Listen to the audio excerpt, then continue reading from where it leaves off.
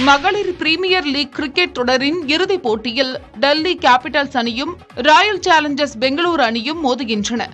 இந்தியாவில் நடைபெற்று வரும் மகளிர் பிரீமியர் லீக் கிரிக்கெட் ரசிகர்களிடையே பெரும் வரவேற்பை பெற்றுள்ளது. இந்நிலையில் இன்று டெல்லியில் நடக்கும் இறுதிப் போட்டியில் மேக்லானிங் தலைமையிலான டெல்லி கேபிட்டல்ஸ் அணியும் ஸ்மிருதி மந்தனா தலைமையிலான ராயல் சேலஞ்சர்ஸ் பெங்களூரு அணியும் மோதுகின்றன.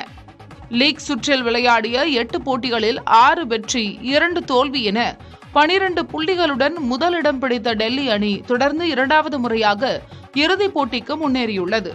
பெங்களூரு அணி லீக் சுற்றில் பங்கேற்ற 8 போட்டியில் 4 வெற்றி 4 தோல்வி என 8 புள்ளிகளுடன் பிளே ஆஃப் சுற்றுக்கு தகுதி பெற்றது.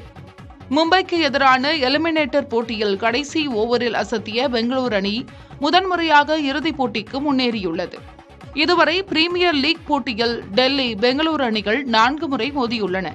இதில் அனைத்திலும் டெல்லி அணி வெற்றி பெற்று ஆதிக்கம் செலுத்தி வருகிறது.